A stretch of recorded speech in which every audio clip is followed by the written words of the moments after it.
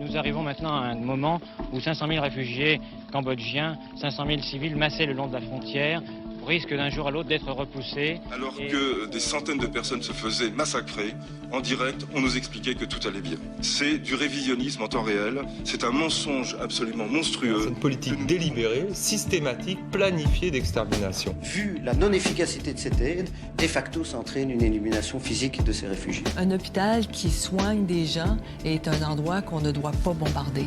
Even war has rules. Depuis sa création en 1971, Médecins sans frontières apporte une aide médicale aux populations qui en ont besoin dans nombre de situations extrêmement complexes. Les membres de notre personnel ont souvent été témoins de toutes sortes de crimes et d'abus. Ils ont pu mesurer les conséquences des enjeux politiques sur les vies des populations et celles, parfois mortelles, de l'inaction de la communauté internationale. Le transfert forcé de populations en Éthiopie dans les années 80, le génocide des Rwandais Tutsis dans les années 90 ou le bombardement indiscriminé des civils en Tchétchénie à la fin des années 90 et au début des années 2000, autant de situations complexes et souvent dangereuses qui chaque fois ont posé un dilemme à MSF. Témoigner de ce qui se passait signifiait prendre un risque. Alors, qu'est-ce qui pousse l'organisation médicale humanitaire Médecins sans frontières à prendre la parole publiquement?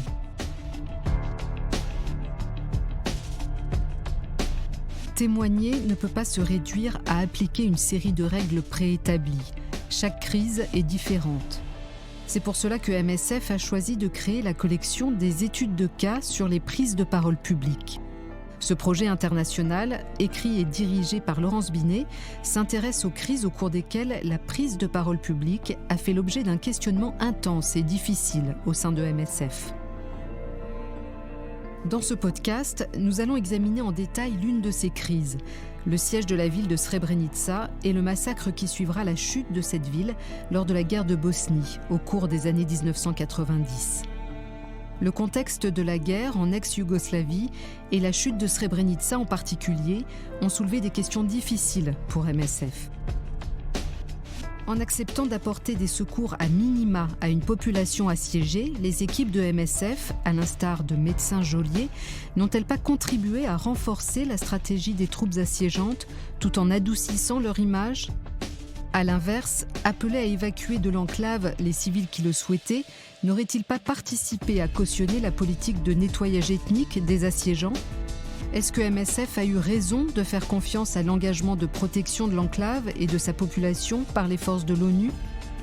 Est-ce le rôle d'une organisation médicale humanitaire de lancer un appel à la création d'une commission d'enquête parlementaire et une fois celle-ci créée d'en assurer un suivi actif et critique ? Je suis Assia Chiab de MSF. Au cours des 5 prochains épisodes, nous allons revivre le déroulement des événements de Srebrenica. Je vous présenterai les éléments du débat créé au sein de MSF et les décisions cruciales qui ont dû être prises. Ensemble, nous écouterons le témoignage de membres du personnel du terrain et des sièges de MSF. Nous relirons les communiqués de presse, les rapports internes et les articles de presse de l'époque. Grâce à eux, nous revisiterons une page de l'histoire de la Bosnie et de MSF. Bienvenue dans l'histoire des prises de parole publiques de Médecins sans frontières, Srebrenica. Une série basée sur l'étude de cas MSF et Srebrenica 1993-2003, écrite par Laurence Binet. Elle fait partie de la série des études de cas sur les prises de parole publiques de MSF, un projet de MSF International. Cette série de podcasts est produite et réalisée par Andrea Ranchcroft, direction éditoriale Nancy Barrett, Martin Saulnier et Sandy McKee.